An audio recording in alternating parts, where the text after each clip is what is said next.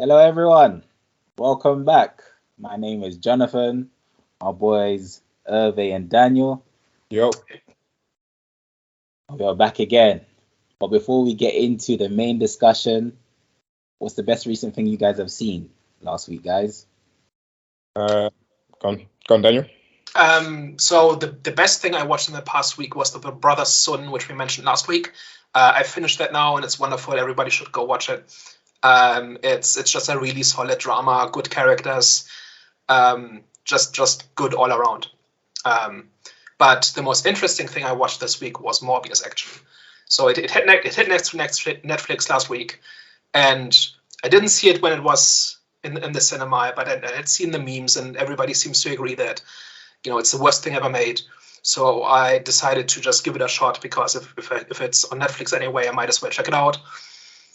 And honestly, I think it's the reputation that it's gotten seems pretty undeserved. Like people talk about it like it's the worst movie I made, complete cash grab, has no reason to exist. It's like this baffling fever dream of a movie. People talk about how eccentric Jared Leto is. And honestly, I think it's fine. I think it's a pretty decent superhero movie. It's got all the weird things about the Venomverse, where it's basically made from the scraps of the Spider-Man IP, and there's no. It's about supervillains who aren't really villains, and it's all a bit weird. And I'm curious to see where they take that this year. But the movie itself is actually fine. It's characters. I understand who the characters were and what they did, and why they did it. The movie's about something, has some interesting ideas in it. Yeah, it's pretty decent, in my opinion. Guys, the reason why I was not laughing, I was smiling so hard during Daniel's speech. By the way, everything he said was I actually understand, and he actually went more into depth when we spoke about it before. Obviously, he just wants to give you like his quick thoughts. I'm not claiming that it's a masterpiece or anything, or no. good movie. It clearly has some issues. Like there's some scenes that are torn apart in editing, and there's entire subplots that are cut out, and you can see kind of the kind of the seams around the edges and stuff like that. But honestly, I think this is one of those movies where the quality is being judged by its reputation, when it should be the other way around. Like people just decided that it's trash, but I think that's way overhyped. It's got interesting ideas in it. It's a decent take on sci-fi vampires. It avoids some of the cliches of vampire movies that I always find annoying, like giving the hero an out so that he's the hero is a vampire, but they don't have to drink blood. The movie doesn't do this, and in fact, makes a plot point out of it. The villain actually wins the argument in the end. There's interesting things in there. And I think it would, if it wasn't called Morbius and it wasn't part of the Sony Spider-Verse, the Spider-less Spider-Verse, then I think it would have been much better received. And if Jared Leto wasn't such an eccentric weirdo, then it also would have gotten a better reputation. Listen, I'm not laughing at what you're saying. Listen, like I said, you actually went in depth, and it's just one of those situations where it's an agree to disagree situation. You made some good points.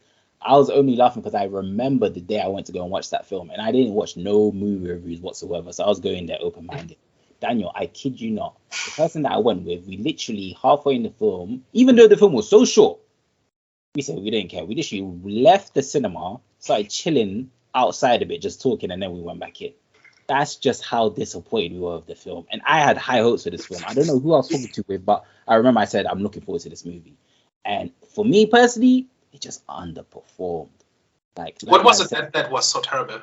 It was, from what I could remember, I remember that it was very rushed. It felt like I was watching a short film.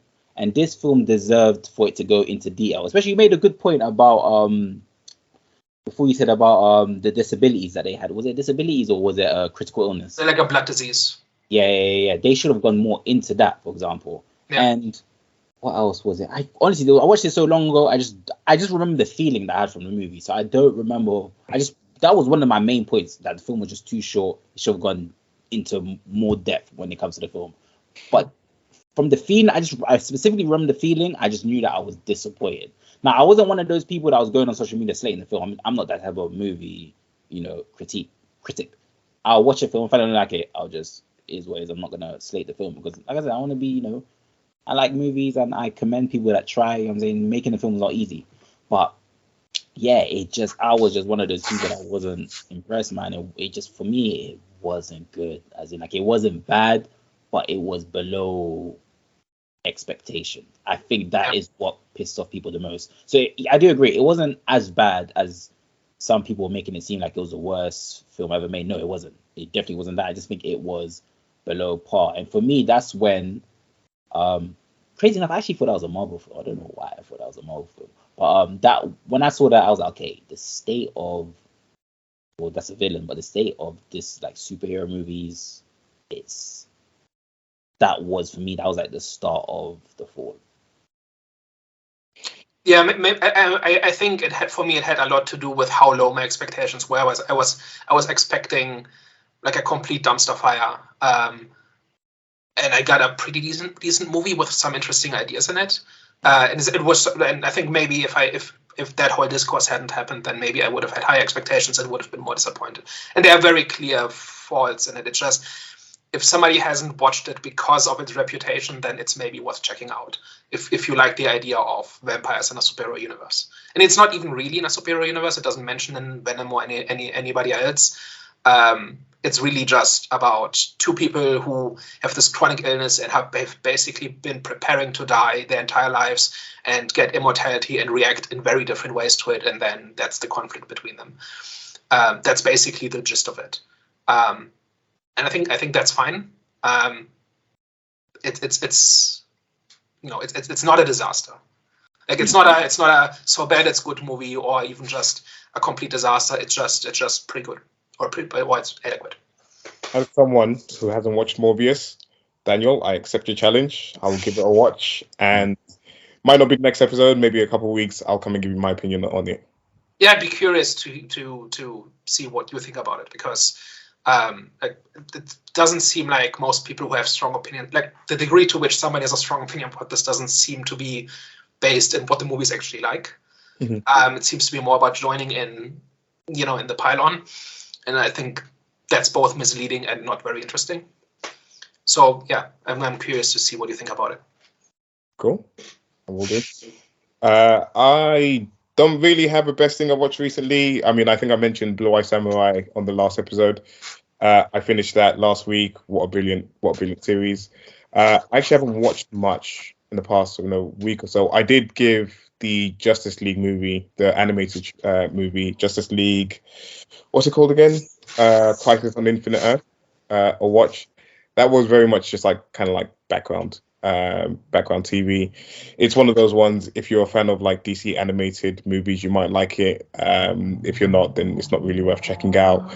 But one point I will say on it is, I think there's been some leaps in terms of sort of animation and sort of storytelling within sort of the animation medium, should I say.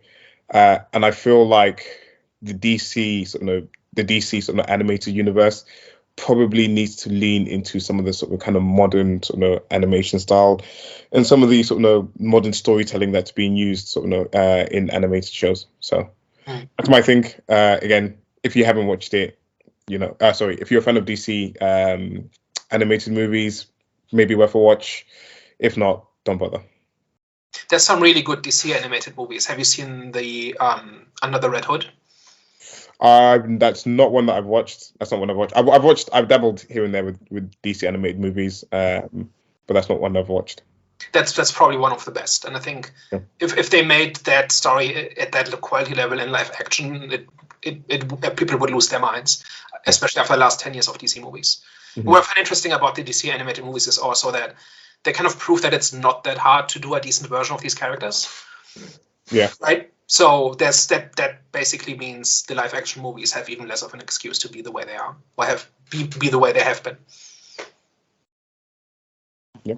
Well, guys, I don't even remember what the film was called, but I watched it last week. It was with the girl from Euphoria, the romantic comedy. Anyone But You. Yes, Anyone But You. I watched that film. That was pleasantly, surprisingly good. It wasn't outstanding, but the reason why I found it good, because I'm not really a big fan of comedy.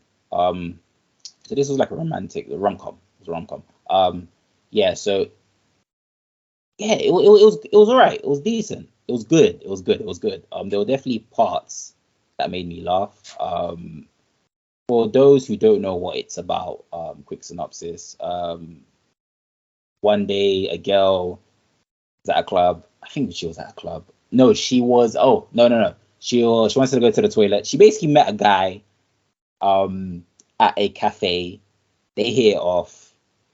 They spent a night together.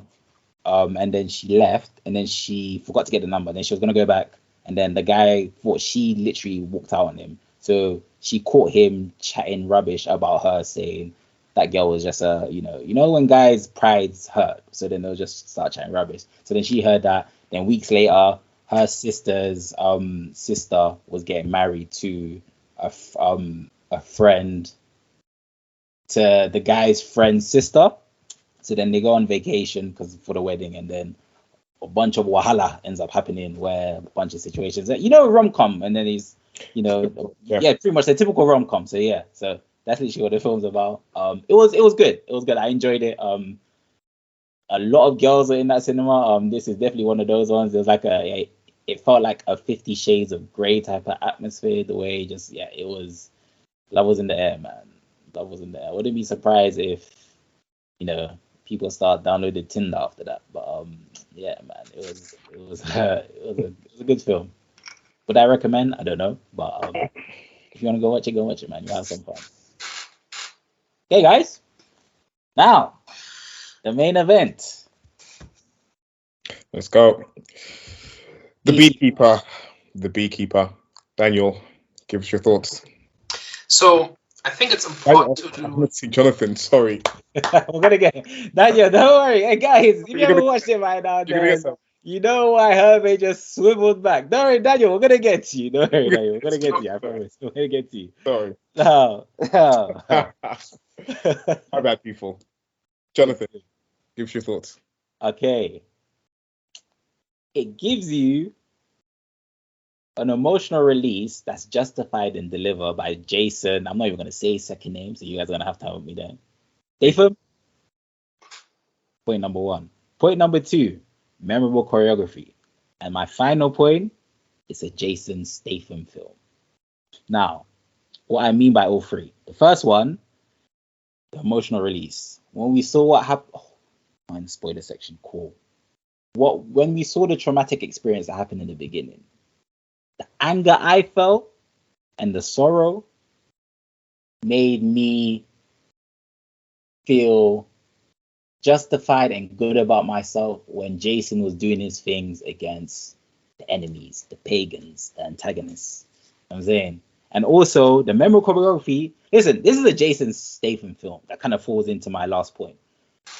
This film, his movie is not really known for its good script writing. It wasn't bad script writing, by the way, but it's not known for that. It's known for its entertainment value.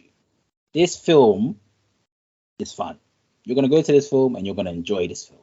I wouldn't say it was a classic, but Jason Statham films generally aren't classics, but they are movies you go and watch when you want to have a great time, and that's exactly what you're going to have. Memorable choreography, the fight scenes for me, I liked them a lot. I wouldn't say I loved them, but I liked them a lot.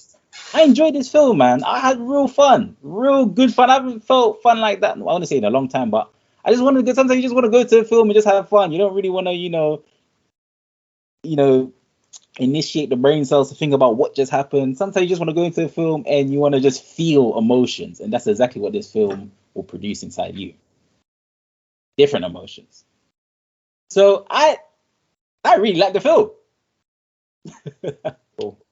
Daniel, I don't know why I feel like Daniel's just burning over there. He's burning.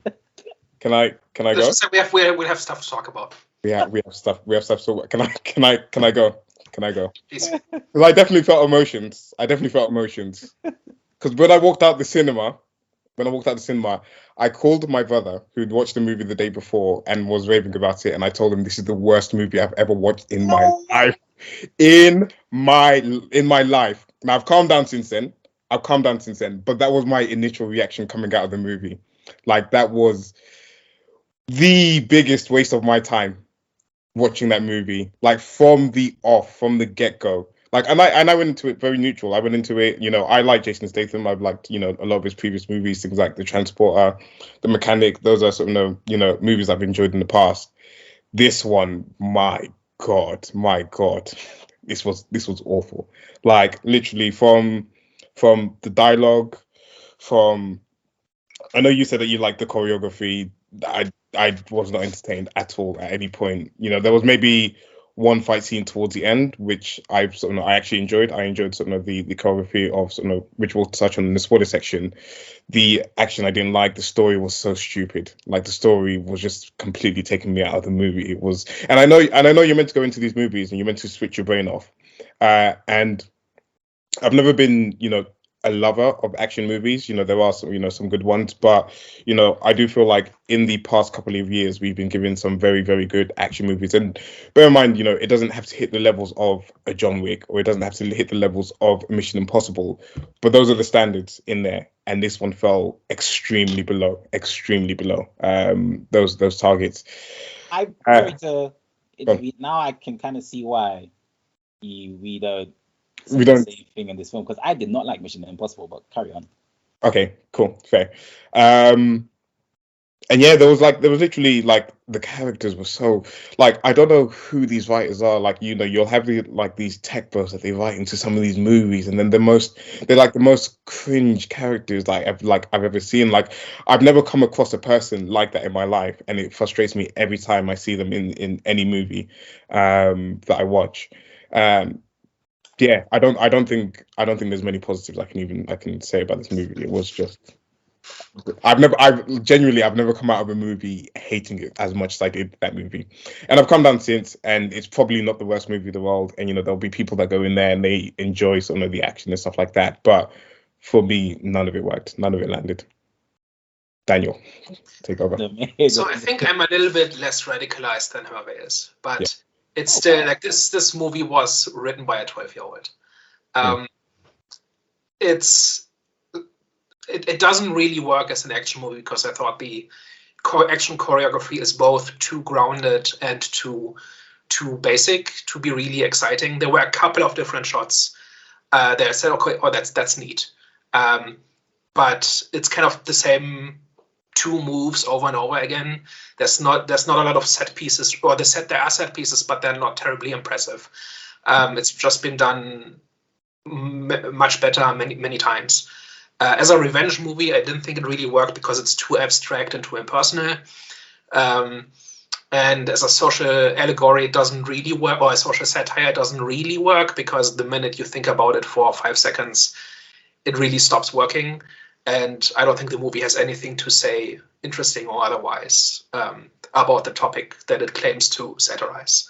So I don't think there's much redeeming in there. Guys, I'll be honest with you. I think both of you don't just appreciate the entertainment value when it comes to films. I feel like that's the last thing on your list. I think one of the first things on you guys' list is it has to make sense. Now, I'm not saying, okay, cool. What I'm saying sounds a bit mad, but of course films have to make sense. But I feel like you guys think a film, each point should make sense. Like, nothing can be exaggerated. No, but it can. Like, I enjoy, like, Marvel movies, and not all of them make sense. Some of it's exaggerated. This one, like, even what kind of movie? Marvel's an exception, though, because that's a sci-fi fantasy. So, like, by default, it's not going to make sense. Sorry, but I was gonna say, but like with this one, like, just nothing, like literally nothing was working in this movie. And like I said, I went into it with high hopes. I really do like Jason Statham, but from the first minute, it was just stale. Like, they wanted you to care about this like relationship between Jason Statham and this woman, and I was just like, it felt like they were reading off a script. It felt very stale. It felt very awkward to listen to, and that did not change throughout the movie as people were like kind of interacting and stuff like that. None of it, like, it didn't leave me. Like, there was at no point in the movie where I could just like sit back and enjoy it, because I just kept there was like this like jarring thing, like, while I was watching it, that this just, everything feels like fake, everything feels almost. I can't even think. I can't find the word. But I get what you're saying, because I'll agree. There was some instances, especially with the daughter's performance and the way she reacted to certain situations, that didn't make sense to me. Like when she discovered her mum, or the aftermath of her discovering her mum's death, it didn't feel like she was hurt whatsoever. Like she showed, okay, cool, a moment where she was crying a bit when she literally saw. Oh, one spoiler.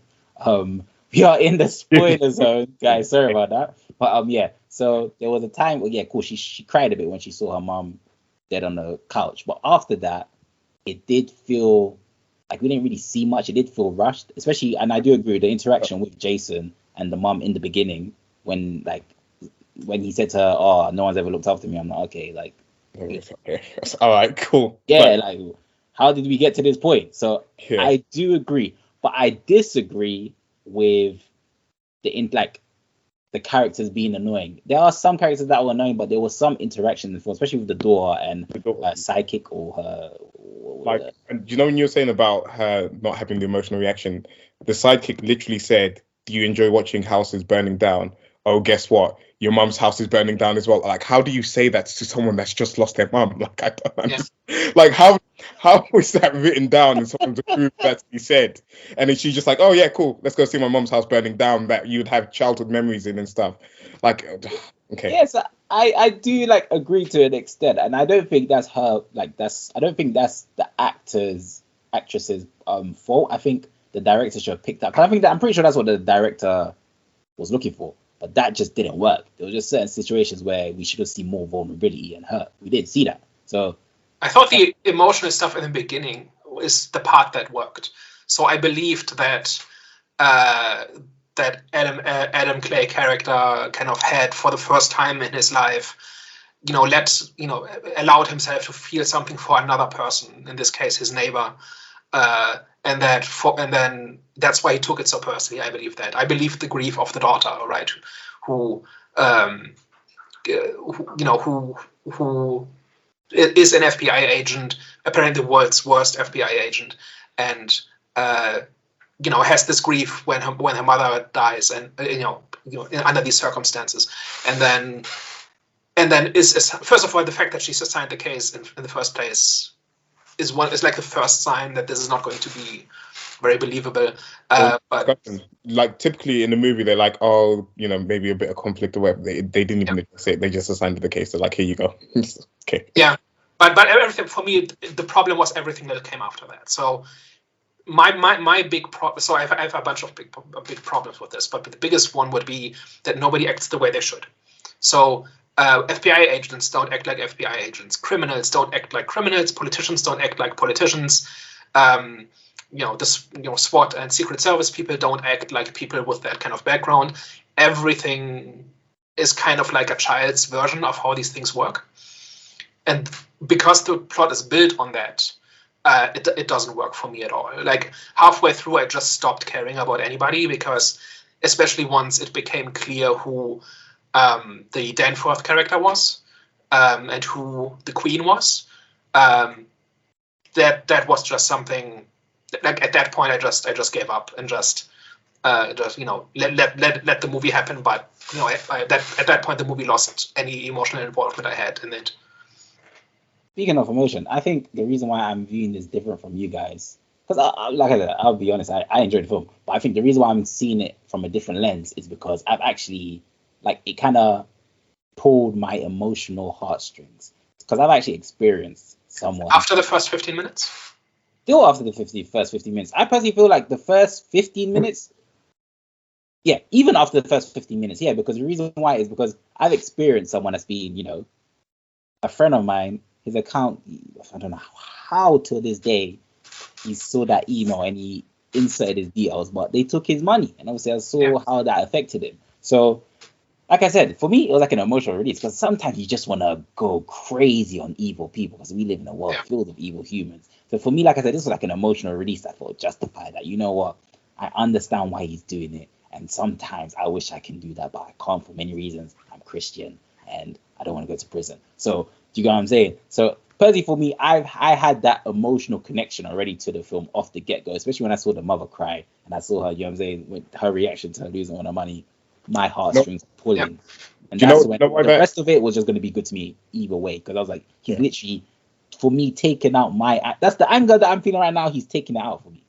Do you know why it didn't work for me? And I feel like it maybe could have been done a different way. You know, you might agree, you might not agree. But the fact that they were cutting back and forth between her kind of going through the process of being scammed and then being in the call center, and you've got this absolute dick of a character, just like, you know, being so cocky and like, you know, just being so showboat and just like like a caricature of like, you know, what they feel is like a hip kind of like tech bro person or whatever.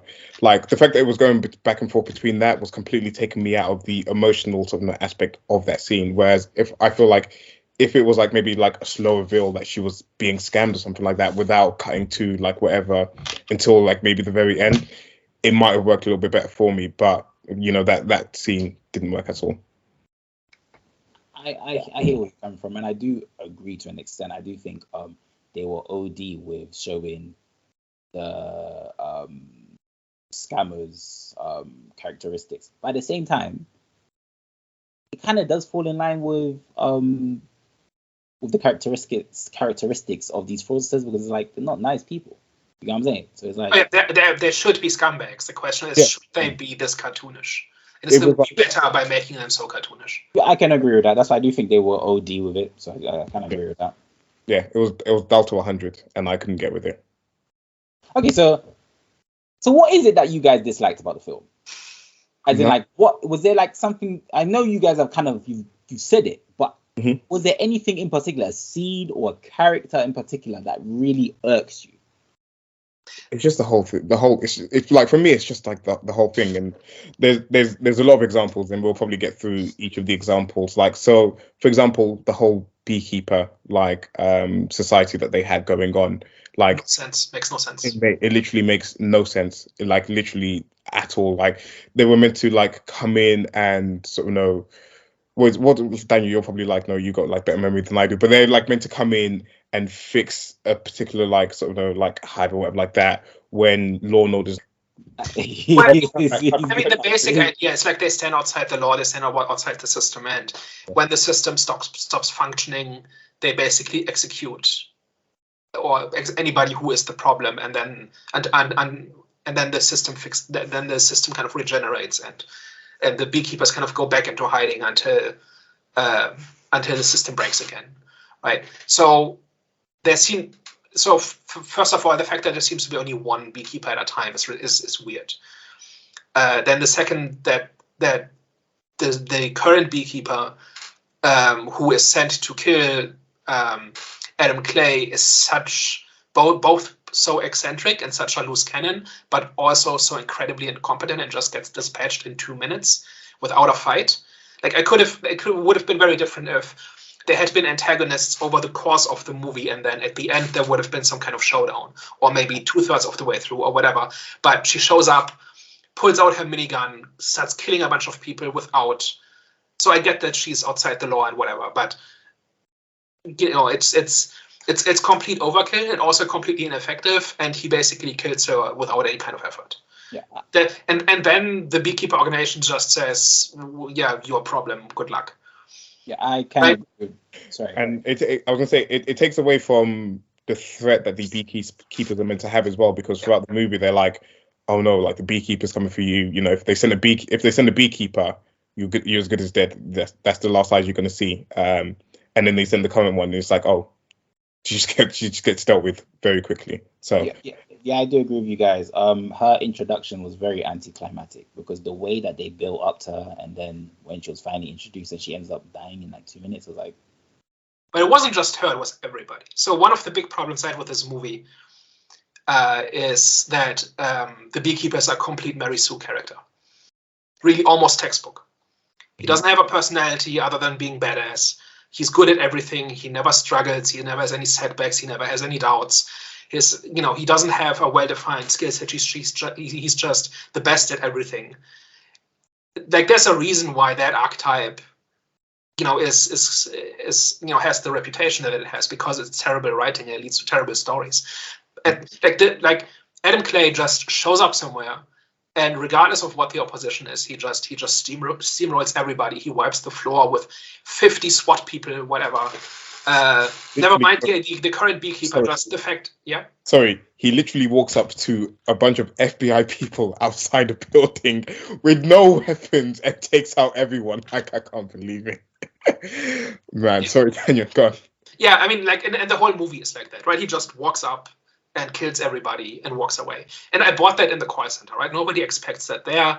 There was armed security, but there were like security guards.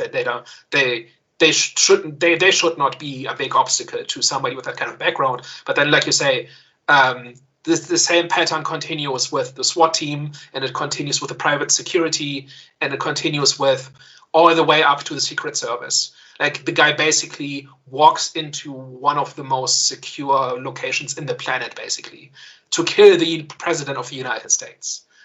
And it's basically effortless. Like, there's no different, like, he doesn't have a single setback, he doesn't have a single doubt, he doesn't have, any kind of struggle whatsoever. He knows exactly what to do at all times, and he does it, and he succeeds on the first try, and he doesn't break a sweat once. It's ridiculous. And it's not even about being realistic, it's about being interesting. Like, every good... Like, I haven't seen The Transporter in a while, but I think he struggles quite a bit in that movie, right? And, gets pushed to his limits. And I don't know if any of you remember that movie better. It's been like 20 years since I watched it. But just to keep it within Jason Statham movies, it doesn't, fast-paced, light-hearted action movie doesn't automatically mean that there can't be a character or that the main character can't struggle with anything, right? There's a reason why those things are supposed to be there in a good story, because if you this is like a case study in what happens if you take everything all of that out, and all you're left with is a one-dimensional power fantasy, and that's what this is. And as a result, it's a boring story. I'm very glad that you mentioned about the whole Mary Sue thing as well, because that was going to be one of my points in terms of, if you change the gender of the character and you make this a woman as opposed to a man, this movie would get absolutely panned. Like, there's no way that it would have. I think last time I checked, it had like 93% audience score, and it was like in the 60s, high 60s for the sort of critic scores on Rotten Tomatoes. There is no way that this movie would be lauded in any type of way if the character was a woman. And it's worth pointing out that the Mary Sue is not a gendered it's not a gendered archetype. It has been used as that in recent years, but it was invented to. The reason it's called a Mary Sue is just because the original character used to satirize that kind of character was a woman, and that was random. That wasn't the point of the character. So this is not about female characters. This is about characters, and it gets abused a lot on both sides of that argument. But this is kind of like a case study now of, like, that's going to be my go-to example of of showing that label doesn't have anything to do with the gender of the character. I think you're right. If this had been a female lead character, then that argument would have come up much quicker. But that's because it's so popular to misuse that term. Yeah, and like, my point would be that people wouldn't have liked the movie. Like, just with people just generally wouldn't have liked the movie. I think it's because Jason Statham. Because it's Jason Statham, I think it's carrying it. Guys, I will agree with some of the stuff that you guys said. I do agree with the way that they portrayed Jason's character. I think he seemed like a Terminator. He seemed like he was untouchable. He was invincible. That's why I didn't like that. I didn't like that talk. I was like, how is he, like, like, there's no challenge presented, not once. Near the end with the guy with the with no leg, I forgot his name, but maybe that presented some sort of threat, but not much. So I didn't like that. But I understand why and I do agree, if it was if it was a female lead, then I'm pretty sure it would have got slayed. I do agree with that. But which kind of contradicts what I'm saying. But I do understand why the Rotten Tomato scores might have been high for this, because I don't feel like I think we have to think about its selling point. And I do think their selling point is relying on emotional investment and its entertainment value. And for me, personally, like I said, it ticks those boxes. Now, the other stuff that you lot said, I agree 100%. Like, a lot of the times, it didn't make sense. But like I said, it's selling point.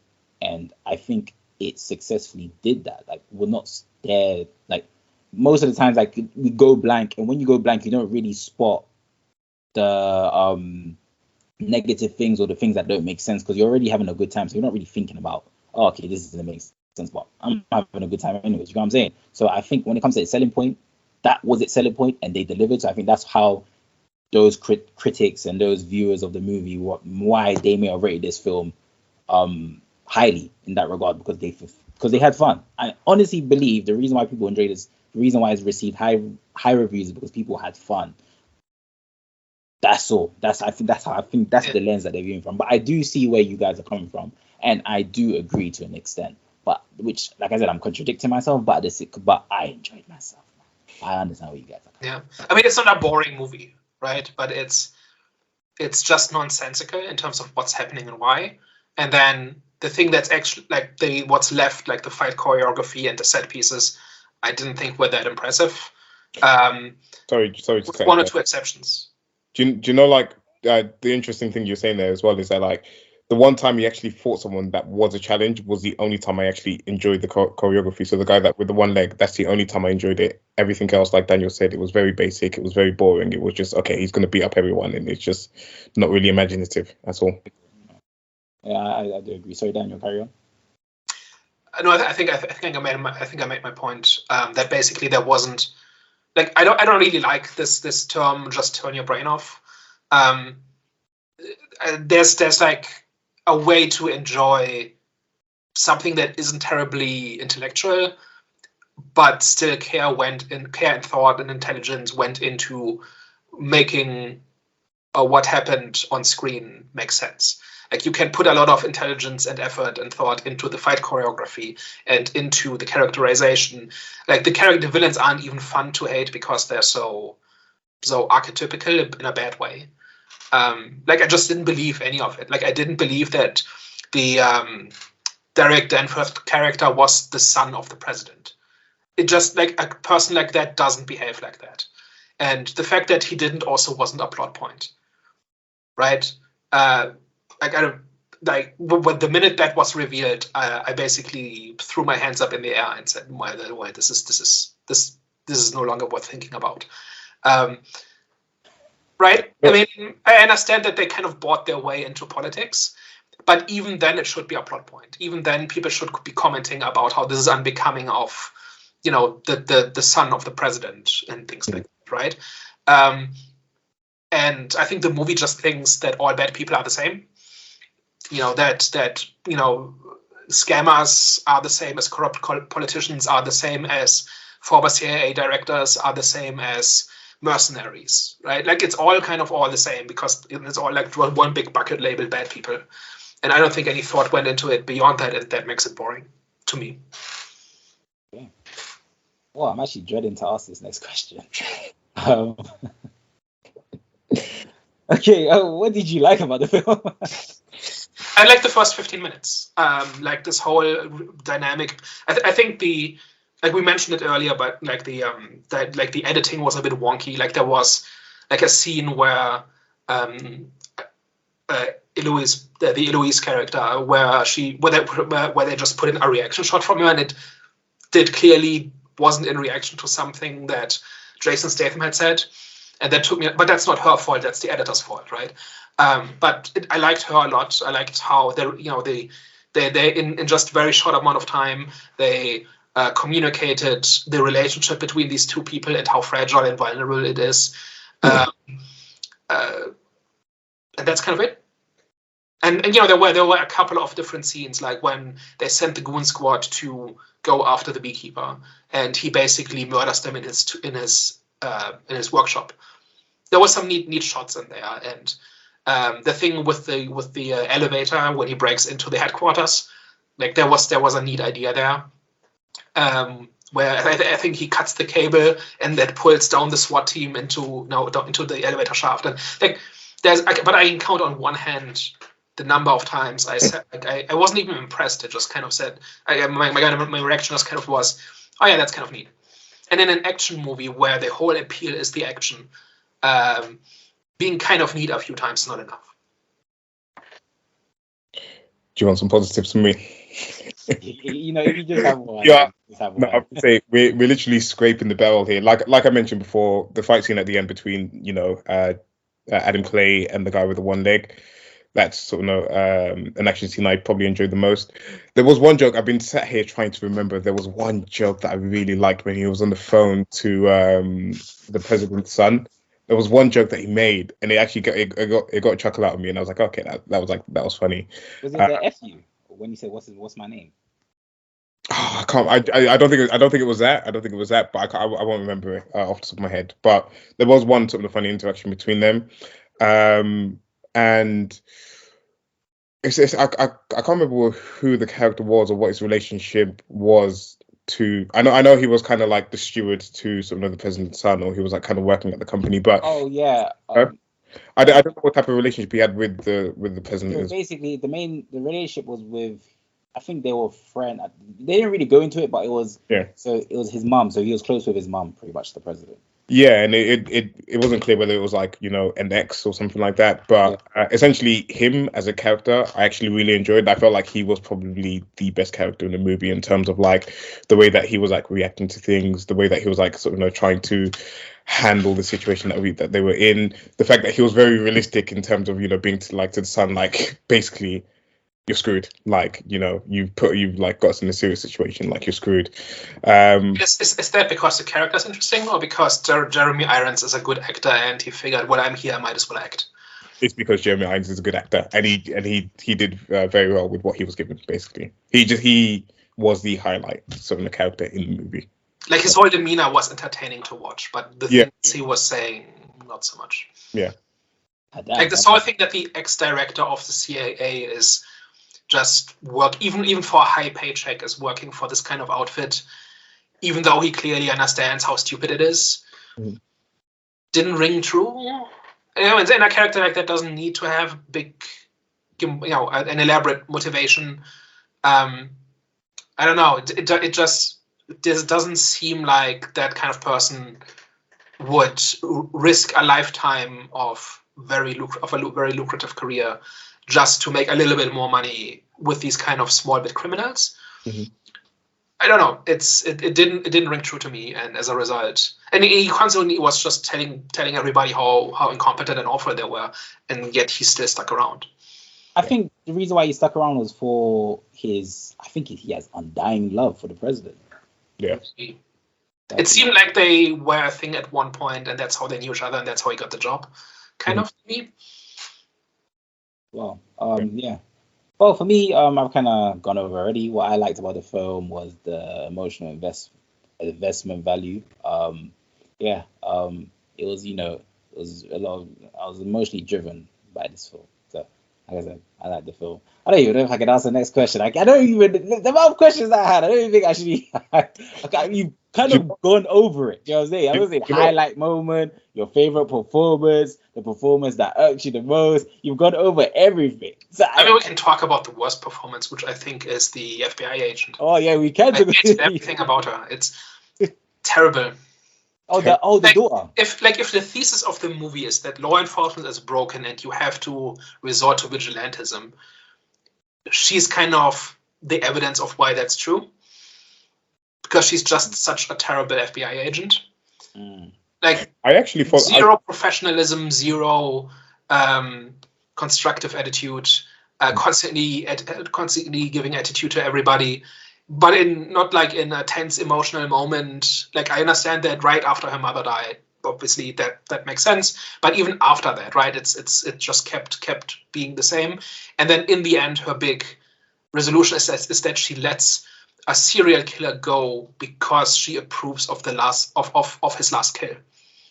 That's the end of the movie, which drives me crazy. Like, how can an FBI agent, even somebody who is disillusioned, like, why is she even that disillusioned in the system? That just was a couple of steps too far for me. Do you know what? Like, I personally thought on her character, she was terrible, by the way. She was awful.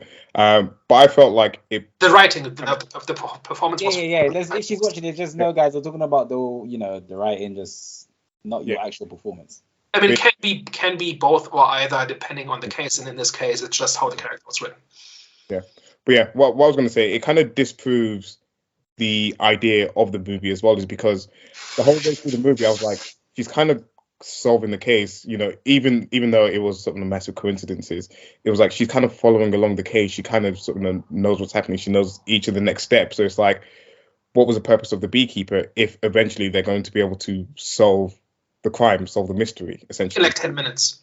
In like 10 minutes, yeah, literally. So it was like, what's the point of the whole sort of Beekeeper thing in this particular situation? Because it's not needed. The FBI are on top of the case. Yeah, and even if it takes 5 years to gather the evidence, that's like that doesn't mean the system failed. It just means it was thorough. And that whole thing, like this whole thing is even like an insult to like actual police work, right? Because this stuff isn't solved in a shootout and 10 minutes of research. It's solved in years of building a case, finding witnesses, gathering evidence, following leads. And this movie basically throws its hands up in the air, and says, "Well, we don't get perfect justice instantly. Therefore, the system is broken, and we need to burn it all down." Like that's legitimately what bothers me. Like it really makes the movie unlikable for me. Okay, go on. So I'll just be quick. Just from what you guys are saying, those were kind of addressed though, because this was more of a personal issue rather than him trying to solve, do what the law can't do. Because he said in the beginning to the mom that no one's ever looked after me before. So okay, we see the personal connection, and then after that, and he was an ex-beekeeper at that, so he wasn't really following the rules of the beekeeper in terms of the law. So he was just okay, it's just revenge, my personal. But if that was a case, then he would have stopped at the first call center because he's got the people that attacked her. But then he's then identified that there's a whole system that needs to be taken care of that are falling outside of the law. The FBI haven't been able to stop this, so that he's going to have to go in and destroy it, root it out, basically. But because it's personal, he's supposed to be sympathetic because he's rooting out corruption in the system. But because this is personal to him, he's seen all of them involved in the woman's death, which is why he goes they're all responsible, right? Because everybody was acting on somebody else's orders, right? But the movie frames it as, and the trailer does so as well, and the movie does frames it as the purpose of the beekeeper is to smoke out corruption, get rid of the bad apples in the barrel. And that's what he does. And he gets into it because it's personal, but then he just keeps going because he keeps finding corruption. And that is what is supposed to make him sympathetic. Also, sorry, correct me if I'm wrong. So he was shooting FBI agents at point blank range, and fair enough, in the movie they say that no one died in there. But I completely switched off at this point in terms of my engagement with the movie. But am I wrong in thinking that he was killing off Secret Service agents whilst trying to get to the president to root out? Sorry? He must have, right? He must have. And if I remember correctly, yes, he was killing off Secret Service agents. So what's the difference between them and the FBI? And in terms of if you want to root out corruption, you want to take out the bad guys. These are just men that signed up to do a job as a Secret Service to protect the president. Why are you killing everyone off? It kind of contradicts what he's meant to be and represent, essentially. But didn't he give them a choice? He tries to minimize. I think he shot a couple of people in the leg, or I think he there were a couple of instances where he disarmed people. But yeah, he killed a bunch of people. I agree. One of his distraction maneuvers is to rig a bunch of Secret Service vehicles with explosive and to blow them up while people are standing next to them. It's the dawn of justice argument, right? No, when you are that reckless and that violent, somebody is going to die, even if you don't immediately intend it that way, right? If you show that level of violence, you are implying that people will die, and that movie got criticized for that as well. But the same logic applies here, right? People died in that maneuver. And this is still an action movie, right? People are not we're not outraged that there are casualties in an action movie, right? But the guy is supposed to be moral and supposed to right the wrongs of society, and and it is supposed to be a good thing that he stands outside the law and is not burdened by things like due process. But then we see stuff like this, like you pointed out. I don't know. Well, before even going into our last thoughts, is there something for you that they should have done that you would have been satisfied with? So sorry, I was gonna say that kind of leads in. Sorry, do you want to make a point? I was gonna be. They should have just made the action scenes longer and more creative. Like if you're gonna tell a terrible story, at least with like John Wick, again, sorry to go back to John Wick.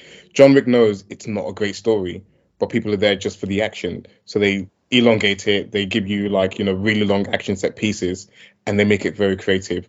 If you know you're going to give us a very wishy-washy story, just make the action long. I was generally in the cinema thinking, please just make the action longer. Please, like, don't make me have to sit here and think about the story that you're trying to tell. Because, again, as I was saying, like, at the start, it was like a very, like, goofy, very, like, childish story. And then towards the latter half of the movie, it wanted to take itself a little bit more serious than what it actually was. And it just completely fell flat on its face. So...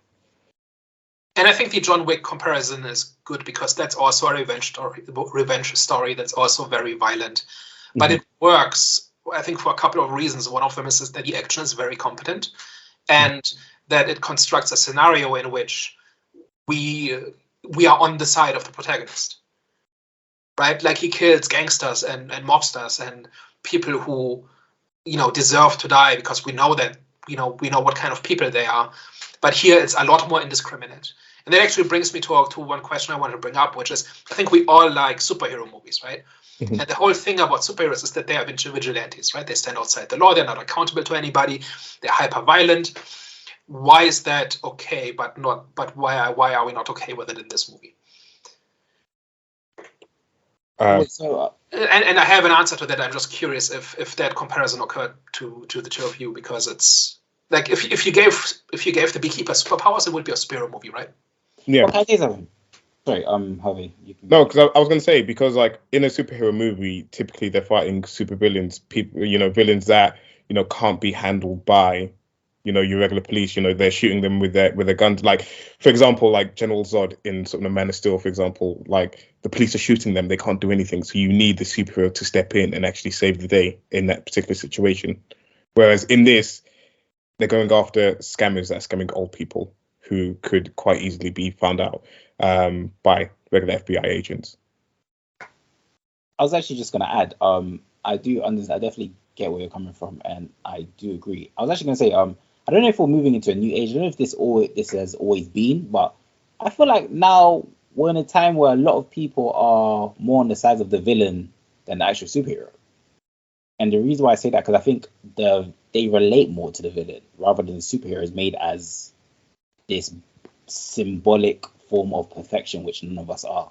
So, yeah, sorry, I just want to add that. I feel like people relate to well-written villains because, you get villains like Darben in the Marvel, so you get villains like the elf from like Thor: The Dark World that are very like one note. It's like people don't care about like one note characters, and typically a protagonist is always like super positive, always on the right side of thing, always making the right choice and things like that as well. Whereas a villain is when done well is a very like complex character.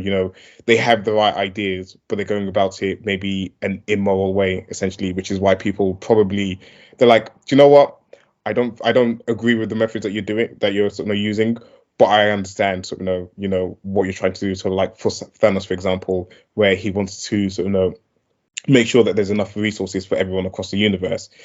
He's going about it the wrong way, but he's got the right motivation. He's got the right ideas behind him, and on top of that, he's a very well written character. And on top of that, he's a badass. Basically, he's like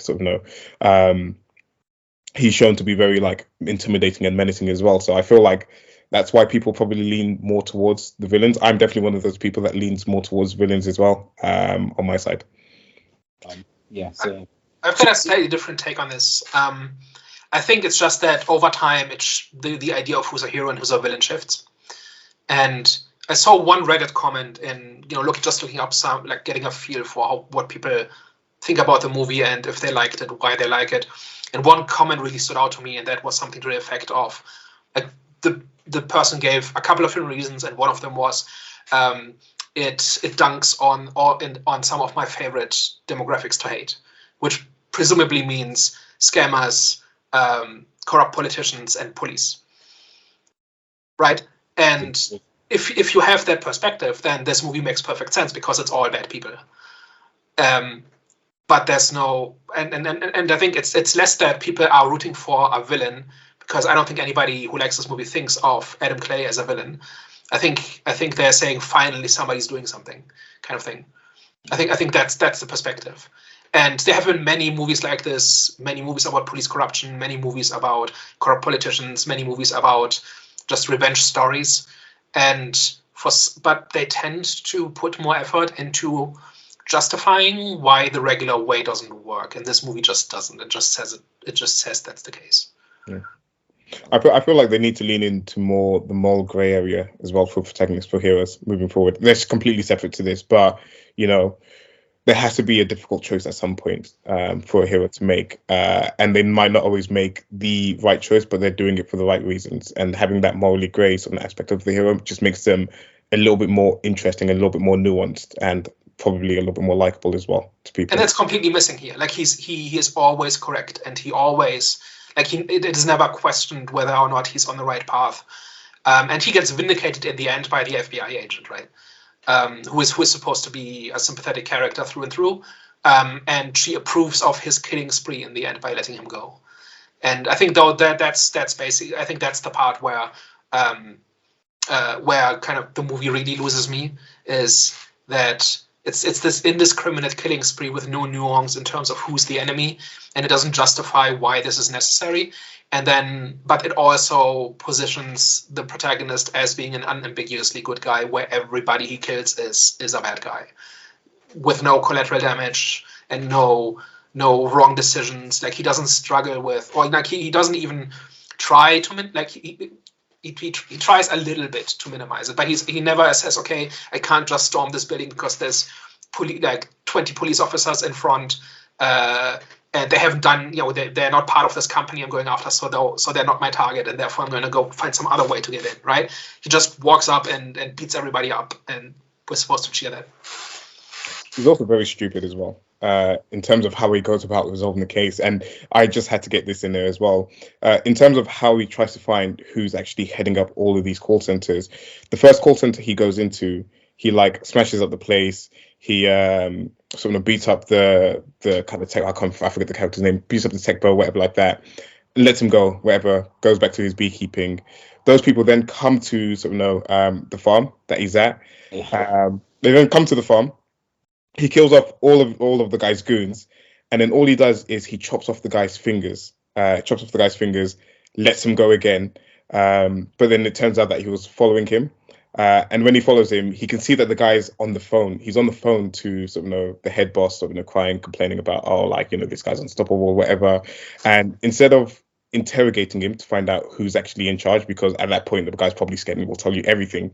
Instead of doing that, he ties him to a car and yoinks him off a bridge, completely killing him in the impact. Killing him in the end. We never see him again.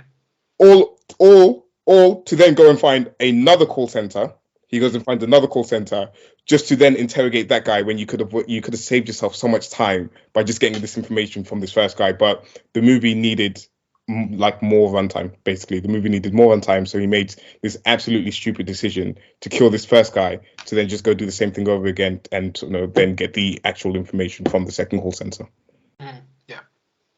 Well, personally for me, I think something that they could have improved, or something I was actually surprised that they didn't kind of go into more, was dilemma, because the lack of dilemma in this was especially with the daughter, the FBI agent. I thought dilemma would be presenting her a lot, obviously, between going after Adam, was it his character Adam, going after Adam and following the law, and it was only simmers that were shown, and I was like, that should have been her biggest conflict. But the only time where that conflict was presented was at the end, like you guys said, where she was like, okay, now she's in a situation. Is she going to let him go, or is she going to arrest him? That's the only time. But throughout the film was we only saw bits of it, but we didn't really see she was battling anything. It was just, okay, I'm just going with the flow.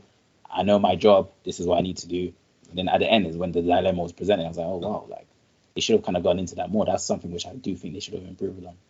And there are stories where like a cop lets the vigilante go in the end because they realize that there's a righteous cause involved. Like, but at that point, the movie should have justified that. It should have got me on board with both people's perspectives. They should have really, I was gonna say, they really should have simplified the story as well. They tried to go through this whole route of actually getting a president involved, also he can sort of storm this, unbreakable a place where he shouldn't ever be able to sort of break into. Essentially, if they'd just kept it a little bit more grounded, in a sense of just like some scammers, and maybe there was like a few bosses and stuff like that were kind of behind it and running it as well. That would have like helped the story a little bit more, instead of trying to be this extravagant thing, which it wasn't. It felt very short. I think actually fixing the movie requires making a different movie. But the movie could have been much better if the Queen hadn't been the president. That is a whole different story, and it's stupid for its own reasons. And the fact that she's supposedly completely innocent and naive in all of this, had no idea, that there's crime going on in this establishment, and I'm shocked, and all nonsense. Like, at least make her a villain. Like, even at least make her a figure that has risen in that kind of business and then acquired enough money to buy herself into politics. But they didn't even do that, right? They had to make her sympathetic in the end and make the son the real villain.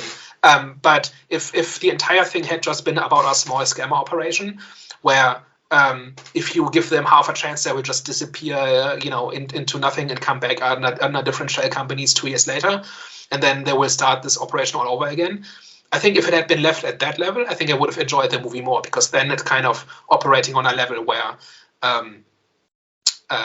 it's more understandable why the law is maybe not adequate or something.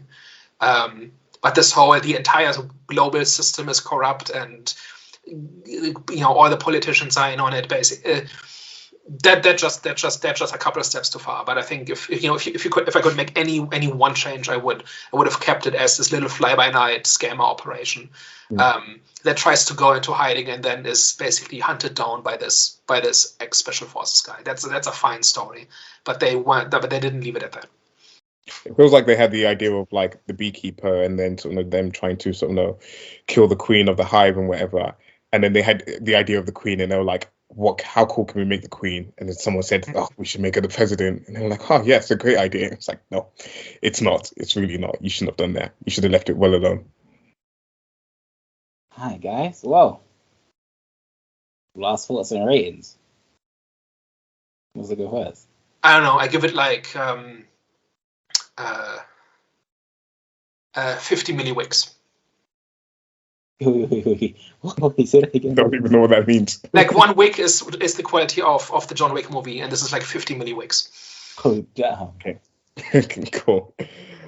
I'm gonna keep mine simple. This is a 1 out of 10 for me. This is do you know it's really difficult to say that as well, because I know so many people are going to go in there and they're going to enjoy the movie and they're going to be like, what the hell am I talking about? But for me personally, this is a 1 out of 10. I never want to see any type of movie like this ever again in my life.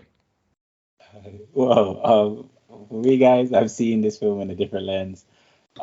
It's provided the entertainment value. Of course, there's some things which, like has been said, didn't make sense. There were some things which they could have leaned in towards more. But when it comes to its entertainment value and its emotional investment, it ticks the box for me. So I give this one a 7 out of 10. I feel bad, man. I feel like you had some positive things to say and we just didn't let you get off. No, listen, this is good, man, because sometimes we're not gonna agree on films. I think this is probably the first review that we've done where we were like, to be fair, you two kind of agreed with each other, but still, I think this is probably one where it's like we actually, were clashing heads, because other films we kind of agreed on each other, except for Night Swim. But we don't really seem to disagree about what the movie is like. It's more that we probably think that those criticisms are a bigger deal. Yeah, I think you can see past it more than we can. Okay. Yeah. Like for me, like I said this last week, that I don't think genre is an excuse. Any genre can be good or bad, smart or stupid, and an action movie can be can make sense, and I think is better for it. And this one just isn't. And if you haven't yet, check out our video on why we do movie reviews. You'll understand this one a little bit more as well. Yeah, definitely. Tune into that. All right, guys. Well, what are we watching next week? Next week, we are watching a movie called Premban, which is an Indonesian horror movie that's appearing on Netflix later this week. Sounds pretty interesting. I've seen one Indonesian horror movie before, and it was interesting to see like kind of familiar tropes, like from a different perspective and through a different lens. And I've no idea, what the movie overall is like, but should be interesting. They got me doing horror movies again. I can't believe it. Guys, Harvey does not like horror films. That's like kind of a bad film, but me and Daniel, we love horror. So Night Swim wasn't that bad as well, but this one seems like it's going to die that up much as well. So, yeah. Like Daniel mentioned before, Night Swim was more like a what do you say? It was like more like a psychological or Lovecraft? I think it's more like a psychological horror, yeah, because it's not about the scary monster really. Like there is one in the movie, but yeah. This one seems to be similar. I don't know. I mean, we've seen the trailer. Trailers are notoriously unreliable, but it seems to be more about like family and trust and tradition and that kind of thing. So we'll see. All right, guys. Well, thank you for listening to us today. We'll catch you next week. Yeah, that's about it for today. Don't forget to like, share, and subscribe as well. Yes. Yeah. All right, guys. Bye-bye. Au revoir. Ciao.